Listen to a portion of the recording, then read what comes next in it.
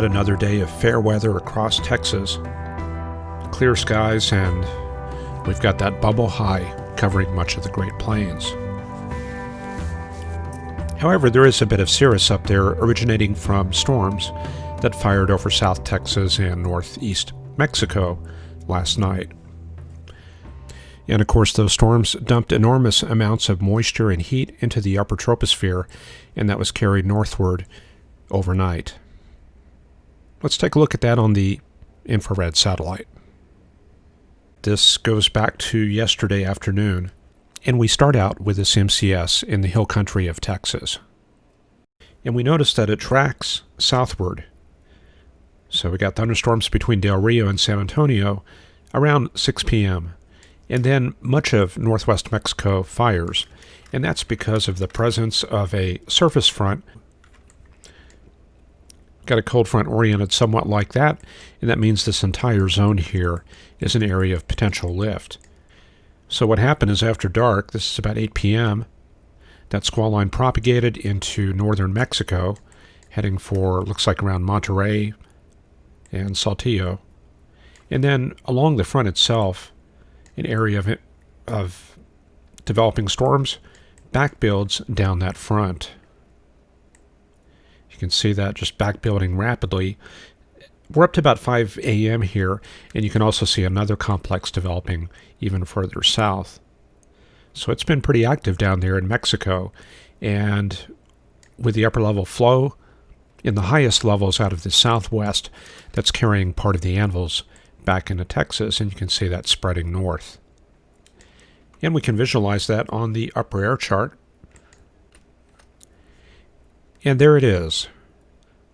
That's the midday chart. It looks like an upper level low around the Del Rio Laredo area. And east of that low, we got a southerly component to the tropospheric flow. Let's check out the model skew-ts down in South Texas and sample a bit of that southerly flow. By the way, I hope you all saw that Sharpie tutorial that I posted this morning. There is some good information in that. So here we can kind of catch that southerly flow up in the top part of the troposphere.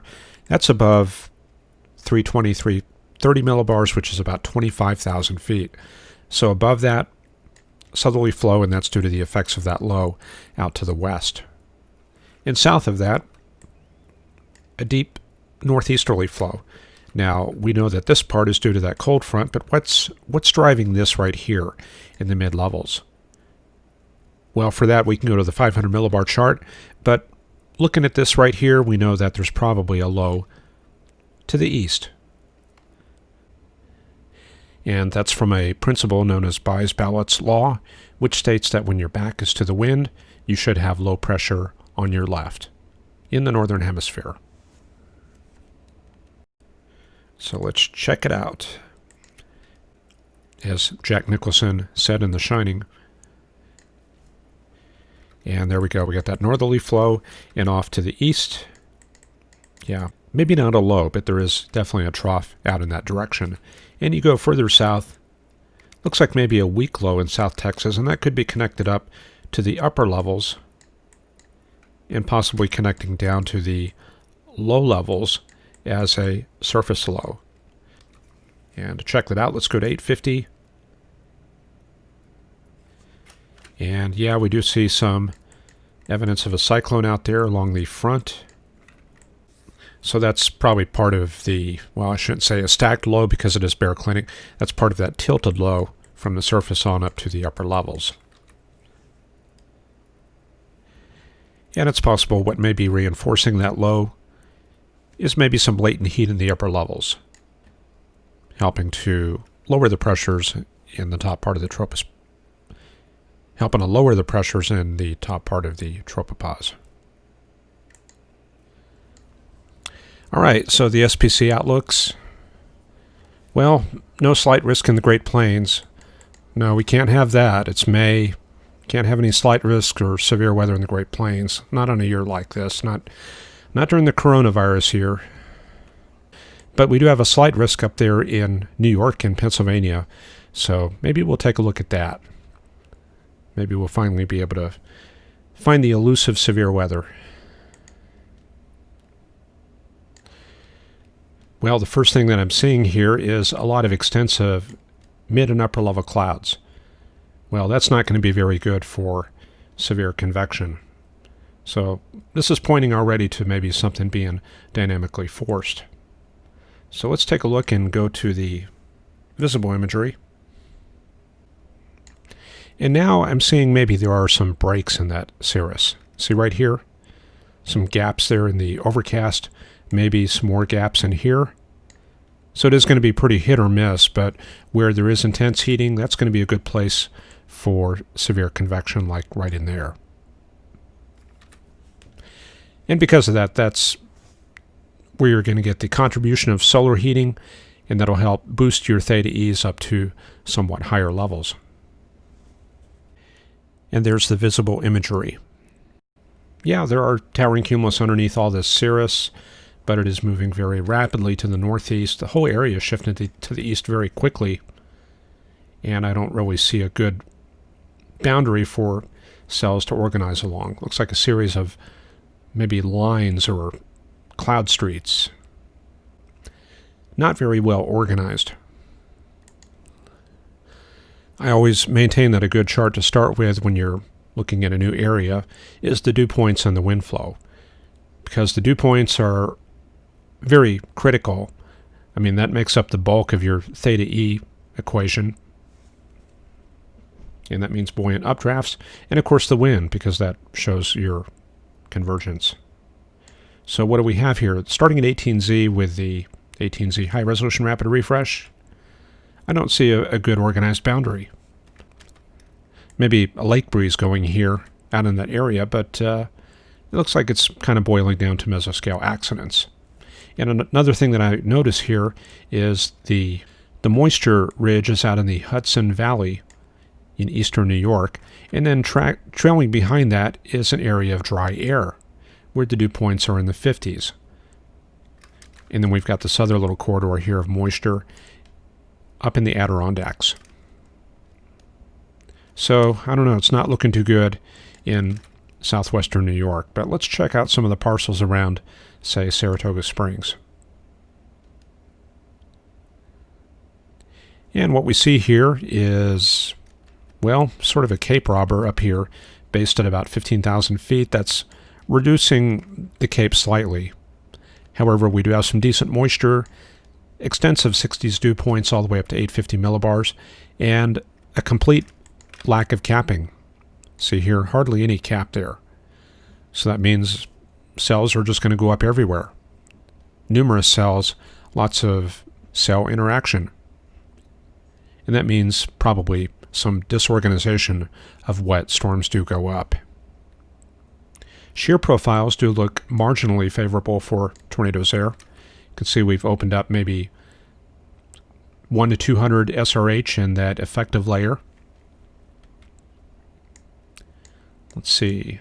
Well, but probably closer to 100 there. So it is, marginal. And let's see, the STP running about 0.8, and that puts it in the EF0 range. So storms there, it looks like they will have a tendency to rotate, and the biggest contributions will be from Cape and low LCL due to the high RH. You see how the temperature and dew point are pretty close together. So LCLs, those are running about 1 to 1.2 kilometers, which is not great, but it's in the middle range. Instability looks pretty decent on all the different counts, and you can see the profound lack of capping there. Everything just showing 0.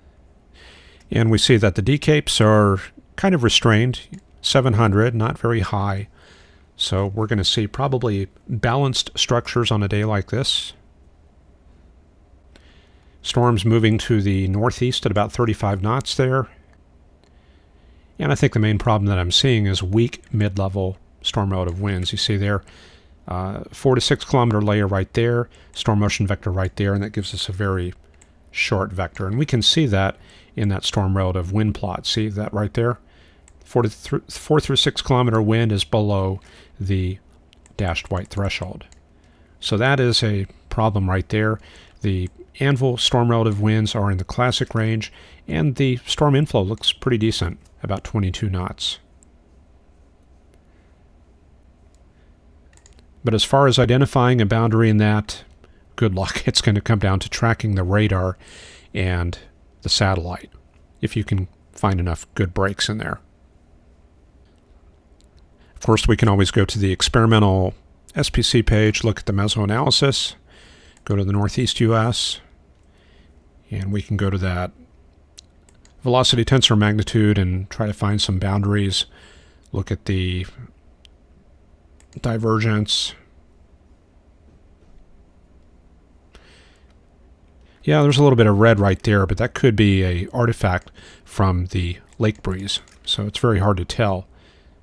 I would say probably the best potential for any rotating storms might be in this area here, northwest and north of Albany. Down south, I really don't know. Another tool that we can look at, we can go to the supercell composite and see what that shows, and yeah, that's pinpointing that upstate New York area. And we'll look at the significant tornado parameter, and again, that focuses on upstate New York. So let me put that back on supercell composite and look at this area. I think we've already figured out that the lack of moisture is a big problem. And let's see how that bears out on the indices here.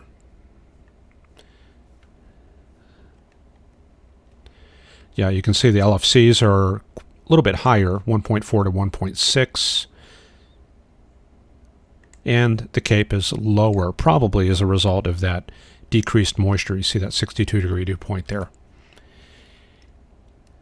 And the storm inflow looks a little bit more restrained, and you can see the contributors to significant tornado parameter are pretty low. Looks like the main contributor there is the CAPE. And just a quick wrap-up of our forecast over the weekend into next week using the sea level pressure and thickness chart from tropicaltidbits.com. Find products there. Let's run that forward. Oh, we never showed the surface map. Let's look at that real quick. There's the surface map. Not a whole lot going on. Frontal system in Alabama connecting back up into that other system in Quebec. Front through the eastern Midwest, and then another front out into the Gulf of Mexico and out into Old Mexico. That's where we showed you all that convection out there in the Gulf and in northeast Mexico. So that front is slowly modifying and dissipating, and then we've got that ridge, surface ridge, cold air filtering down into the plains, and that is dry air. You can see the dew points are in the 40s and 50s all the way down into Texas. The tropical moisture is well out to the east, covering much of the East Coast region.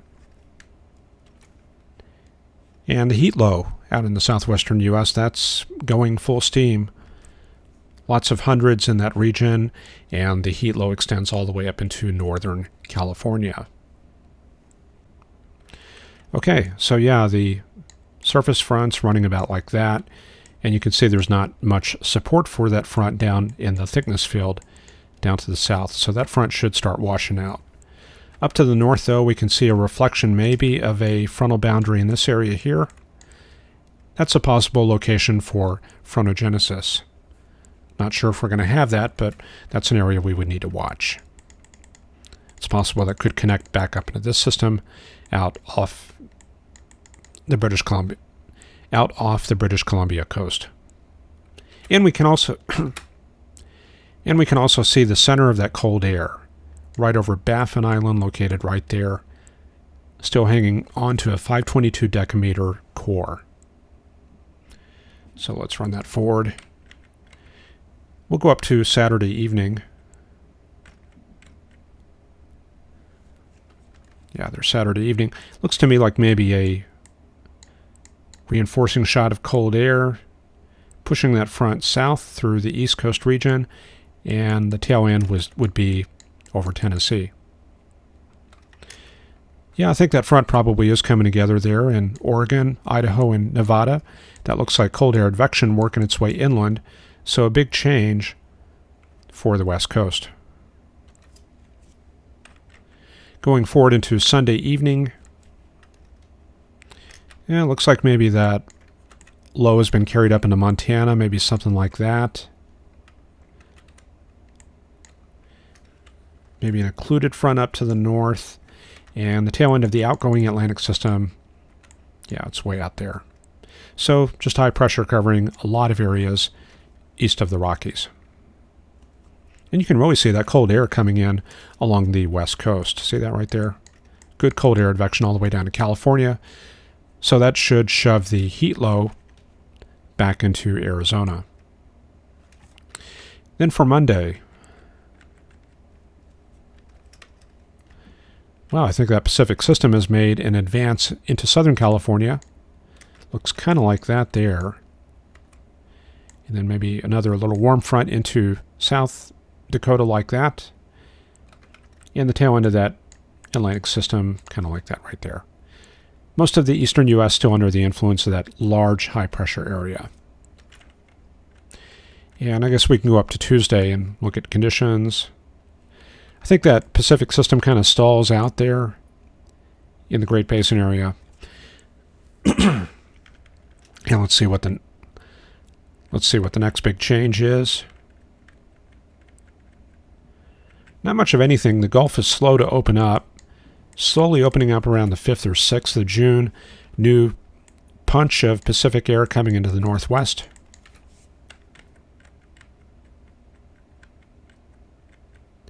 It looks like finally, maybe around the 8th, we get a little bit of baroclinicity there in Nebraska, maybe increased chances of thunderstorms, maybe some slight to moderate risks in that area. I mean, you can see those dynamics out to the west. And yeah, they advance east of the Rockies. So we're going to have some fast flow over the central and northern plains. That could be a good setup for that cold front and maybe the dry line in the central and northern plains. And not a whole lot of change after that. Looks like the northwestern Pacific area is still pretty active. But at the synoptic scale, not much going on. I noticed the GFS has been aggressively trying to develop some sort of low in the Caribbean and Gulf, but that's at the very end of the run. And we'll probably see a lot of flopping back and forth as far as that goes. All right, that's about all I got for this evening, so we'll go ahead and let you go. And just to let you know, Saturday, Sunday, and Monday are reserved for supporters only. So if you're a supporter on Patreon, I'll put that link up right here. You will get access to those private streams. So that'll give you another day or two of these weathercasts. So be sure to sign up. It's as cheap as $5 a month. And it is my hope that these weathercasts are worth 15 cents a day to you. Anyway, that'll help us focus on these weathercasts and get more of these videos out, because they do take up a lot of time between the setup, the recording, the editing, rendering, and uploading. Okay, we will see you on Tuesday, and of course sooner for our supporters. Thank you, and I hope you all have a great weekend.